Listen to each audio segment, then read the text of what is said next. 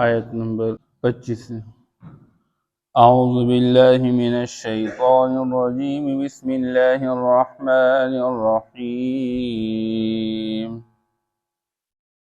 لقد ارسلنا رسلنا بالبینات وانزلنا معهم الكتاب والميزان ليقوم الناس بالقسط وأنزلنا الحديد فيه بأس شديد ومنافع للناس وليعلم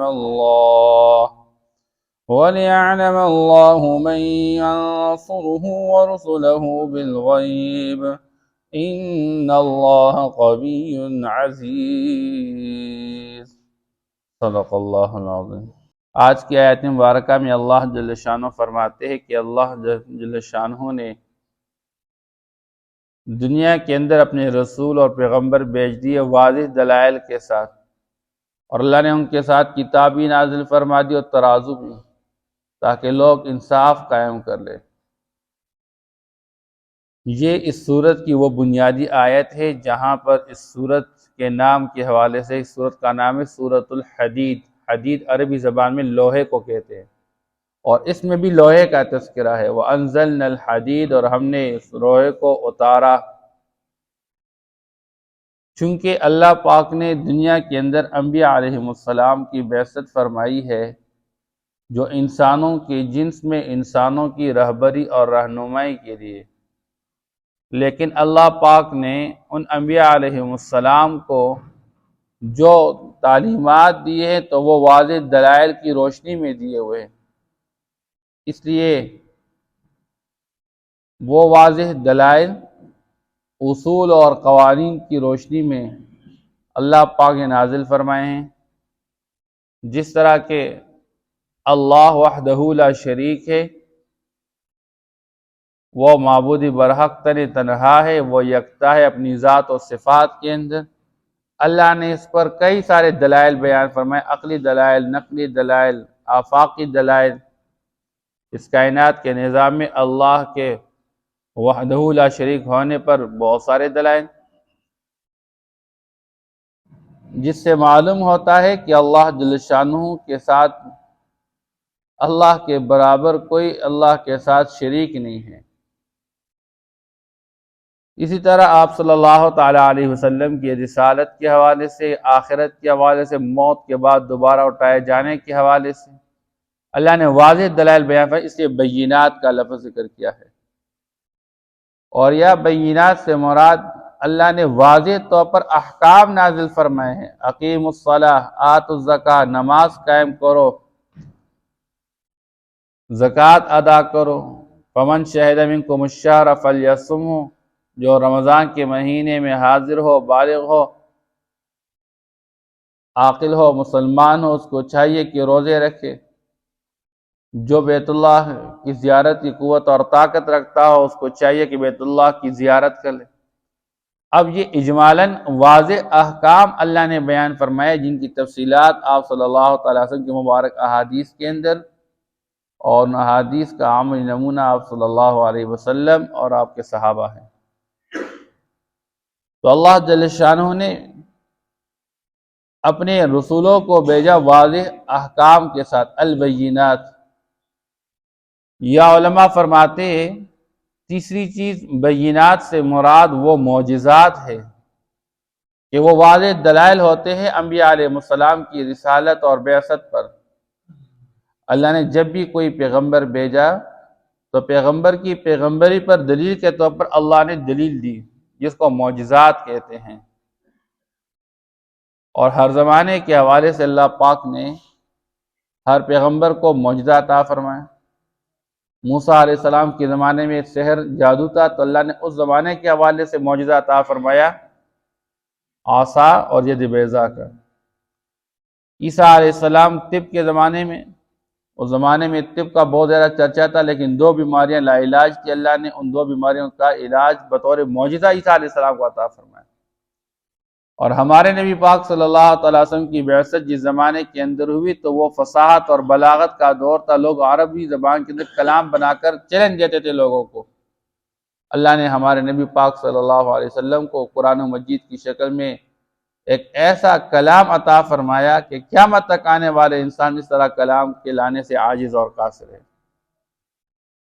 اس لیے اللہ فرماتے ہیں اور ہم نے اپنے رسولوں کو بھیجا بالبینات، واضح دلائل کے ساتھ، اور یا واضح احکام کے ساتھ، اور یا معجزات کے ساتھ۔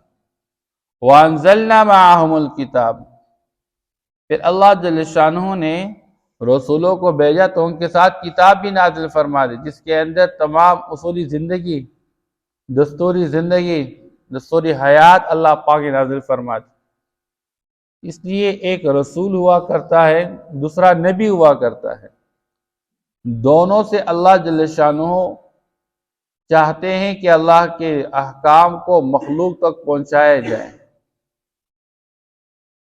لیکن ایک جس کو نئی شریعت دی جائے اس کو رسول کہتے ہیں، اور جس کو نئی شریعت نہ دی گئی ہو بلکہ پچھلے والی شریعت کے مطابق اس کو حکم دیا گیا اس کو نبی کہتے ہیں۔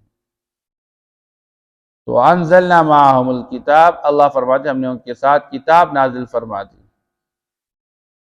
اور اسی کتاب کے مطابق لوگ اپنی زندگی گزارتے رہے، اور اب ہر زمانے میں اپنا نبی جو ہے اپنی کتاب کے مطابق لوگوں کو اللہ کے تعلیمات سمجھاتے رہے اور پہنچاتے رہے۔ والمیزان، اللہ فرماتے اور ہم نے ترازو کو اتارا، لیقوم الناس بالقسط، تاکہ لوگ انصاف قائم کر لے۔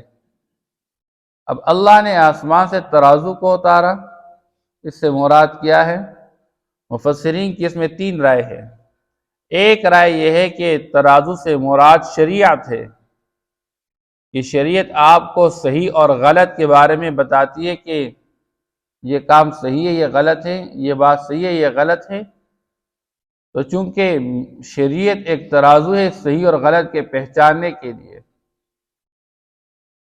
یا میزان سے مراد عقل ہے کہ اللہ پاک نے انسانوں کو عقل سے نوازا، اور عقل ایک ترازو ہے کہ انسان کو حق اور باطل کے بارے میں تمیز کرتی ہے۔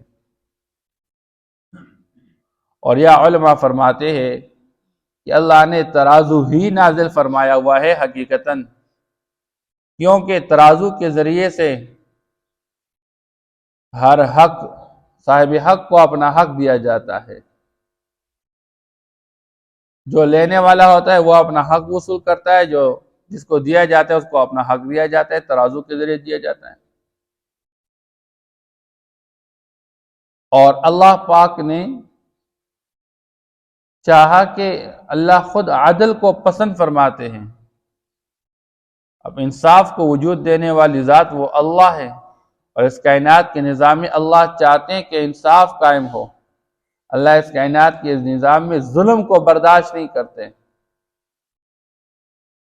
اور سب سے بڑھ کر ظلم کیا ہے کہ اس کائنات کے نظام میں اللہ کے ساتھ اللہ کے غیر کو شریک ٹھہرا دیا جائے۔ ان الشرک لظلم عظیم، اللہ کے ساتھ شریک ٹھہرانا بہت بڑا ظلم ہے، بہت بڑی زیادتی ہے۔ اور اصل تو میزان سے ترازو سے مقصود یہ ہوتا ہے کہ صاحب حق کو حق دیا جائے۔ اس دنیا کے نظام میں وہ قوم جس نے پیمانے کا خیال نہیں رکھا، ترازو کا خیال نہیں رکھا، بلکہ اپنے لیے تو پورا پورا حق وصول کیا اور دوسروں کے حق کو گھٹاتے رہتے تھے، اللہ ان کے بارے میں فرماتے کہ اللہ نے ان کو تباہ و برباد کر دیا۔ قوم شعیب کے بارے میں آتے ہیں کہ لوگوں کا حق وہ گھٹاتے رہتے تھے، صاحب حق کو پورا حق نہیں دیتے، ناپ تول میں کمی کرتے رہتے تھے، جس کی وجہ سے اللہ نے ان کو آسمان سے اللہ نے آگ برسا کے ان کو ختم کر دیا۔ کاسالی ہو گئی، اور کاسالی کی وجہ سے لوگ بارش کے لیے تڑپ رہے تھے، اور اچانک ایک بادل نمودار ہو گیا، لوگ بڑے خوش ہو گئے کہ ابھی اس بادل میں پانی ہوگا اور پانی ہم پر نیچے برسایا جائے گا اور ہماری کاسالی ختم ہو جائے گی، اور جو ہی بادل قریب آیا اوپر سے بادل نے آگ برسا دی۔ پچھلی امتوں کے اندر جو جو کمی اور کوتاہیاں تھیں جن کی وجہ سے اللہ نے کو تباہ و برباد کیا، آج اس امت کے اندر وہ ساری چیز پائی جا رہی ہے، لیکن آپ صلی اللہ علیہ وسلم کی دعا کی برکت ہے کہ اس امت کو اس طرح کسی ایک گناہ کی وجہ سے بالکلیہ طور پر تباہ نہیں کیا جا رہا ہے۔ مختلف جگہوں میں مختلف قسم کی سزائیں صادر ہو رہی ہے اور عذاب صادر ہو رہے ہیں، لیکن پوری کی پوری امت کو کسی عذاب میں مبتلا کیا جائے، تباہ برباد کیا جائے، یا آپ صلی اللہ علیہ وسلم کی دعا کی برکت سے یہ امت اس بات سے محفوظ ہے۔ اس لیے اللہ جل شان نے اس معاشرے کے لیے جس معاشرے کے اندر صاحب حق کو اپنا حق نہیں دیا جا رہا ہو اور ناپ تول میں کمی کی جا رہی ہو، میزان میں ظلم کا مظاہرہ کیا جا رہا، اللہ فرماتے تباہ و برباد ہو جائے یہ معاشرہ۔ وَيْلٌ لِّلْمُطَفِّفِينَ الَّذِينَ إِذَا اكْتَالُوا عَلَى النَّاسِ يَسْتَوْفُونَ۔ جب لوگوں سے اپنے لیے تولتے ہیں، ناپتے ہیں تو پھر تو پورا پورا، لیکن جب لوگوں کو دیتے رہے وَإِذَا كَالُوهُمْ أَوْ وَزَنُّهُمْ، لوگوں کے لیے ناپتے ہیں، لوگوں کے لیے وزن کرتے پھر گھٹاتے رہتے ہیں۔ اور ناپ تول میں صرف یہ نہیں کہ ایک بندہ کوئی چیز صرف ترازو میں ہی رکھ دے، بلکہ انسان کے پاس مختلف قسم کے نمبرز بھی ہیں، درجن کے اعتبار سے کوئی چیز دی جا رہی ہے، کبھی ویٹ کے اعتبار سے کوئی چیز دی جا رہی ہے، کبھی گیج کے اعتبار سے کوئی چیز دی جا رہی ہے۔ اب گیج میں فرق کرتے رہتے ہیں، اب لیٹر کے اعتبار سے فرق ہوتا ہے، میٹر کے اعتبار سے فرق ہوتا رہتا ہے، والیوم کے اعتبار سے فرق ہوتا رہتا ہے۔ اب یہ ساری چیزیں ہیں کہ انسان اس میں ترازو قائم کر کے، اس لیے آپ صلی اللہ تعالی علیہ وسلم نے اس حوالے سے بیان فرمایا، جس قوم کے اندر ناپ تول میں کمی کی جائے گی اللہ ان پر قحط سالی کو مقرر فرمائیں گے، اور جس قوم میں انصاف قائم نہیں ہوگا، ظلم و ستم کے ساتھ فیصلے کیے جائیں گے، قرآن پر مبنی ایک نظام نہیں بنایا جائے گا اور عدالت کے فیصلے قرآن کے منشا کے خلاف ظلم و ستم پر مبنی ہو، تو پھر یہ قوم خانہ جنگی میں مبتلا ہو جائے گی۔ اور آج ہم یہ ساری چیزیں دیکھ رہے ہیں، مختلف عنوانات سے مختلف جگہوں پہ لوگ لگے ہوئے ہیں لڑائی جھگڑے کے اندر۔ اس لیے اللہ جل شانہ فرماتے ہم نے ترازو کو اتارا لیقوم الناس بالقسط، تاکہ لوگ انصاف قائم کر لیں۔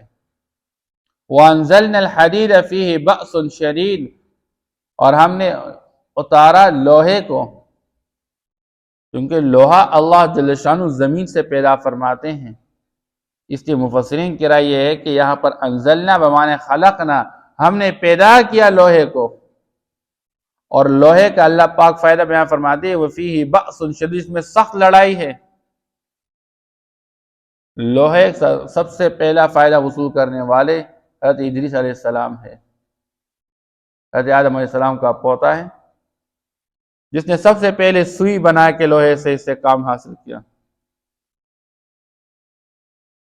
اور پھر عمومی طور پر لوہے سے تلواریں بنا کے میدان جنگ کے اندر کام آنے والی چیز، اس سے نیزے بنا کے میدان جنگ کے اندر کام آنے والی چیز، اس سے ڈھال بنا کے میدان جنگ کے اندر کام آنے والی چیز، فیہ بأس شدید، جس میں سخت لڑائی ہے۔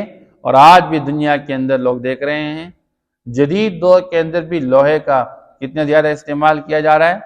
اس لیے آج تو نسبتاً پچھلے وقت کے ایٹمی دور چل رہا ہے، لیکن آج کا ایٹمی دور بھی لوہے کے بغیر مکمل نہیں ہے۔ اور لوہا کتنا قیمتی ہے، وَمَنَافِعُ لِلنَّاسِ، لوگوں کے لیے اس میں نفع کی چیزیں ہیں۔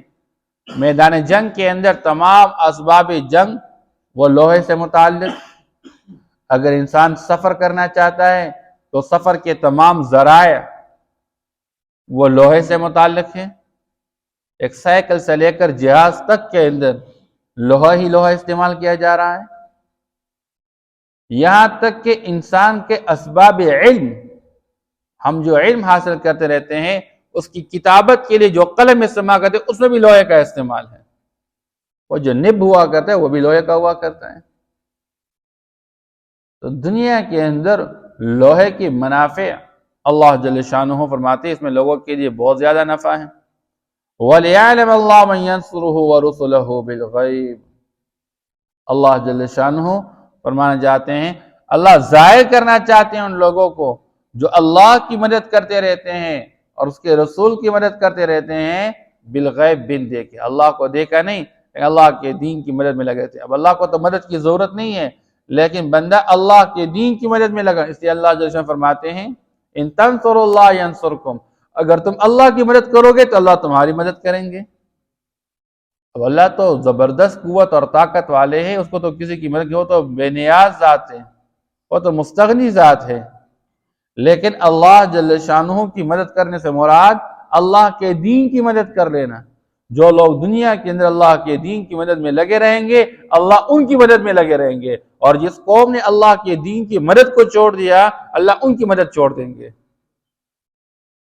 اور آج ہر مسلمان دیکھے میں کتنا اللہ کے دین کی مدد میں لگا ہوا ہوں۔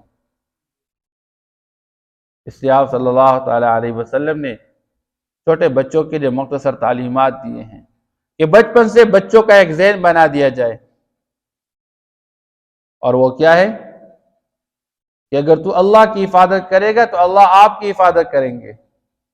اب اللہ کو حفاظت کی ضرورت تو نہیں، وہ تو خود حفاظت کرنے والے ہیں، اور اس نے دنیا کے اندر حفاظت کرنے کے لیے کتنے مخلوق کو پیدا فرمایا۔